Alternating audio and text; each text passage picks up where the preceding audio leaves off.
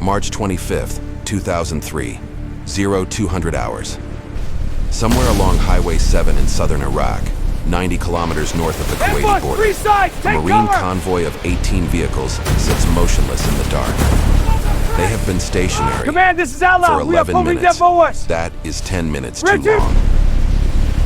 Somewhere ahead, the lead vehicle, a 7-ton truck carrying communications equipment, has taken an RPG round through the engine block. It is burning. The flames illuminate the surrounding terrain in flickering orange, and in doing so, they have turned every Marine within 200 meters into a silhouette. A target. Small arms fire begins from 3 directions simultaneously. Tracers arc across the highway from elevated positions to the east. Then the mortars start. The first round lands 40 meters short. The second lands 20 meters closer. Someone on the other side understands bracketing, the company commander. Keys his radio. He needs close air support. He needs it now. Hold fire. The request travels through the Tactical Air Control Party, through the Direct Air Support Center, and reaches the carrier USS Constellation, stationed 312 miles to the southeast, in the Persian Gulf. The response comes back in under 90 seconds. No aircraft available. Every strike fighter on that carrier is either grounded by a massive sandstorm rolling across the theater or already committed to pre-planned strike packages. 200 miles to the north, the tanker aircraft needed to extend their range are allocated elsewhere. The Ready Alert fighters cannot launch into a visibility ceiling of less than 400 feet. The Marines on Highway 7 are alone. But here is what the company commander does not know. 14 minutes ago, a pair of aircraft departed from a WOW, forward operating base in Kuwait. They are not Navy, they are not fast, they are not elegant. They are flying at 320 knots, which in the world of modern combat aviation is practically standing still, and they are heading directly toward him. This is the story of why the most sophisticated naval aviation force ever assembled could not save 36 Marines on a highway in Iraq, and why an aircraft the Pentagon had tried to retire 3 separate times could. To understand what happened, on Highway 7, you first need to understand the geometry of the problem. In March of 2003, coalition air power in the Iraqi theater operated from 2 primary domains. The first was carrier-based aviation in the Persian Gulf, F-A-18 Hornets and Super Hornets, F-14 Tomcats, launched from flight decks positioned roughly 300 miles from the frontline troops. The second was land-based aviation, flying from a network of airfields in Kuwait, Saudi Arabia, and Qatar. Carrier aviation is extraordinary. It represents the ability to project precision firepower from sovereign territory. A floating airfield that no nation can deny access to.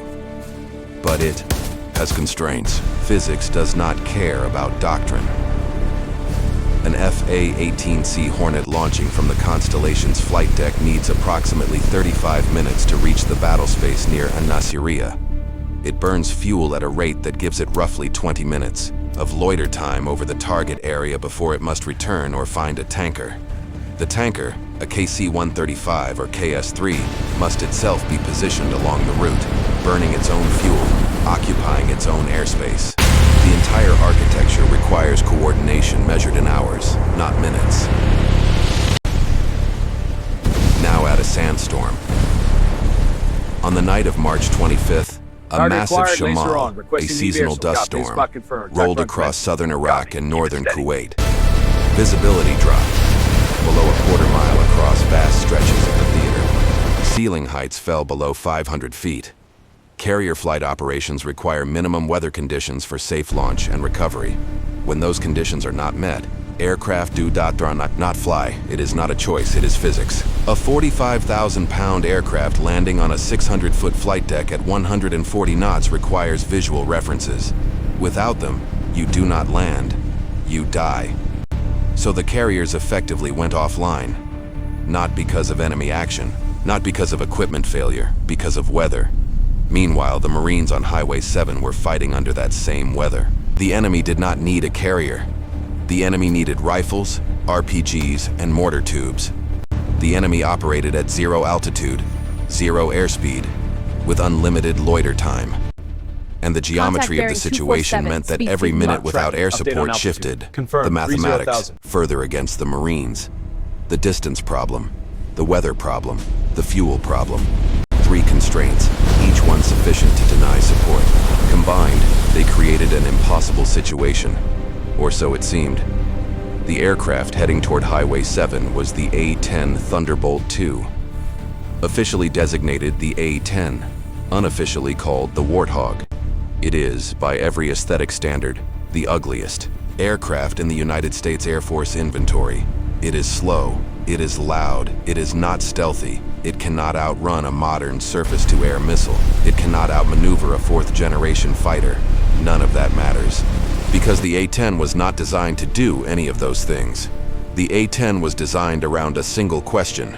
How do you keep a pilot alive long enough to destroy targets within 1,000 meters of friendly troops in the worst possible conditions? For as long as possible, every design decision flows from that question. Start with the weapon, the GAU-8 Avenger, a 30mm 7-barrel rotary cannon that weighs 4,000 pounds. The weapon alone is nearly the size of a Volkswagen Beetle. It fires at a rate of 3,900 rounds per minute.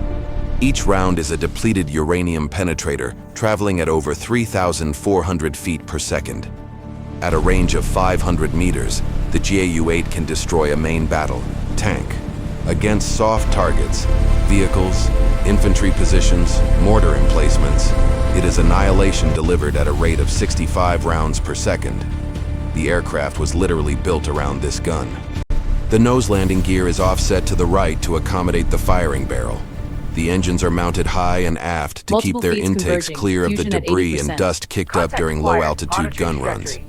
Now consider survivability. Pilotado sits inside a titanium bathtub, a 1,200-pound enclosure of titanium armor plating, up to 1.5 inches thick, that surrounds the cockpit on all sides. This armor can withstand direct hits from 23mm high-explosive incendiary rounds, which is the standard caliber of Soviet-era anti-aircraft guns, the exact weapons proliferating across Iraq in 2003. The aircraft has redundant hydraulic flight control systems. If both hydraulic systems fail, the A-10 can be flown mechanically through direct cable linkage. The wings are designed to sustain significant battle damage and continue generating lift. The fuel tanks are self-sealing. The engines operate independently. An A-10 has landed with one engine destroyed, one tail fin missing, and hundreds of holes in the fuselage. It has landed with half a wing gone. But here is the critical design feature that matters on this night, in this sandstorm. The A-10 is slow. It flies close air support missions at 300 knots or less, at altitudes below 5,000 feet, often below 1,000 feet. In conditions where fast movers, FA-18s, F-15Es, F-16s, cannot safely operate because their speed demands higher altitudes and better visibility to identify targets and avoid the ground, the A-10 operates comfortably.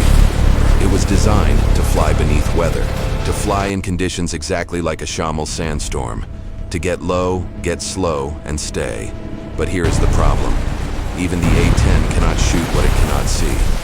The sandstorm that grounded the carrier air wing does not simply vanish at low altitude. Visibility on Highway 7 is fluctuating between 500 meters and less than 200. The A-10 pilots are flying on instruments, navigating by GPS, communicating with a joint terminal attack controller embedded with the Marine unit. The JTAC is the critical link. He can see the enemy. The pilots at this moment cannot. And there is another problem. The enemy positions are close, dangerously close. Some fighters are within 150 meters of Marine positions. In close air support doctrine, this is called danger close. At danger close ranges, the margin between saving your own troops and killing them is measured in fractions of a second and single degrees of heading.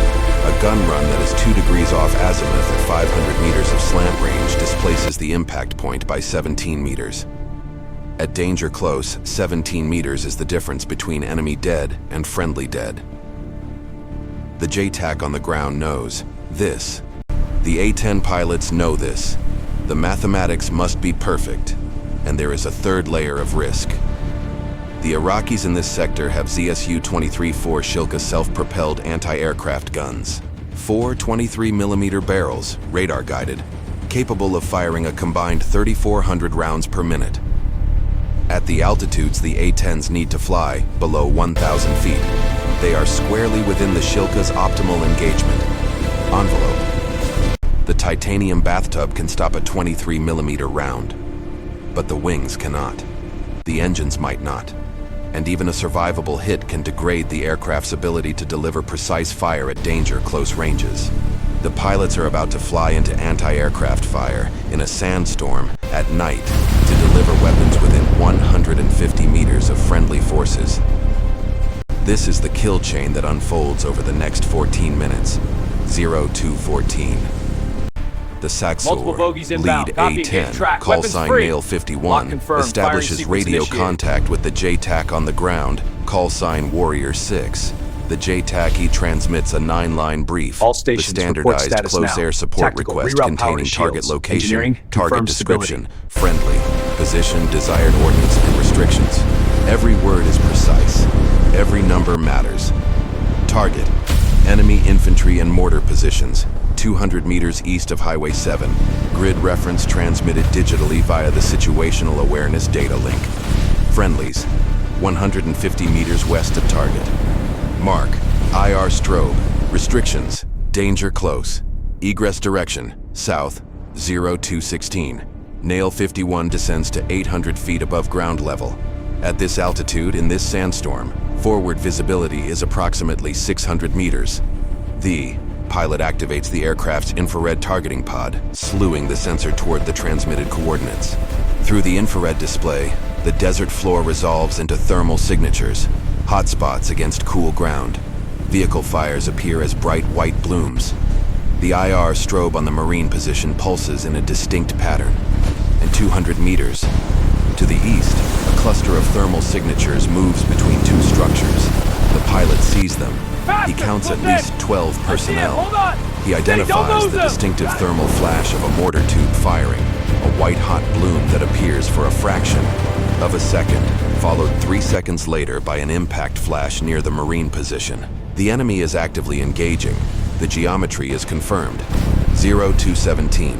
Nail 51 communicates target acquisition to Warrior 6. The JTAC confirms. He transmits the attack heading, an approach azimuth that places the gun run parallel to the friendly line, ensuring any long rounds travel away from marine positions rather than toward them. This is the fundamental geometry of danger close air support. You do not shoot toward your own troops. You shoot along a line that runs parallel or away. If the rounds go long, they hit empty desert, not Marines. 0218. Nail 51 rolls into the attack. The A-10 banks left, descends to 600 feet, and aligns on the attack heading. Airspeed: 280 knots. The pilot centers the gun cross on the thermal cluster. At this speed and altitude, the entire gun run, from trigger pull to pull-off, will last approximately 4 seconds.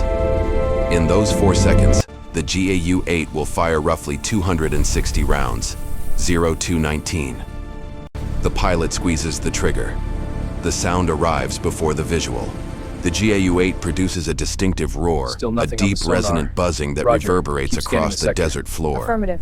On the ground, every Marine recognizes it instantly. It is the most identifiable sound in close air support. 260 depleted. Uranium rounds impact a target area approximately 30 meters wide. Data streams are Each stable, round delivers monitoring all kinetic sectors. energy equivalent to a Confirmed. Perimeter is mid-sized clear. car striking Good. a Keep wall at scanning for highway anomalies. speed. The mortar position ceases to exist. The thermal signatures on the infrared display scatter, fragment, and go dark. 0220. Nail 51 pulls off target, climbing and banking right. The wingman, Nail 52, is already 30 seconds behind, aligned on a secondary target, a technical vehicle mounting a heavy machine gun, positioned 400 meters north of the convoy. The JTAC clears Nail 52 hot. The second gun run eliminates the vehicle and its crew. 0222. Warrior 6 reports a third target, a building from which sustained RPG fire is originating. Nail 51, having completed its turn, reacquires the target on infrared. This time the pilot selects a Maverick missile, an AGM-65D with an imaging infrared seeker. The building sits 350 meters from the nearest friendly position. The Maverick's circular error probable is less than 3 meters. The pilot locks the seeker on the building's thermal signature, confirms the lock, and releases. The Maverick covers the distance in just over 2 seconds. The 125-pound shaped charge warhead detonates against the eastern wall. The RPG fire stops. Captain, new contact on sonar. 0228. Range 4,500 yards. 14 minutes after the first radio call, Warrior 6 reports all enemy contact has ceased. The Marines begin moving the convoy forward. The disabled 7-ton is pushed to the road's shoulder. Vehicles that can move do. If you understand how engineering shapes modern warfare, type proud in the comments. Nail 51 and Nail 52 do not leave. They remain overhead for another 47 minutes, orbiting at low altitude through the sandstorm, burning through their fuel reserves, watching the convoy's movement through infrared sensors. Their presence alone, the sound of those engines circling in the dust-choked darkness, is a deterrent sufficient to prevent any further attack. The two A-10s return to their forward base in Kuwait with less than 20 minutes of fuel remaining. Between them, they have expended 512 rounds of 30mm ammunition, 1 Maverick missile, and 4 hours of flight time. Total cost of ordnance expended, approximately $93,000. Total cost of the Marine lives preserved, incalculable.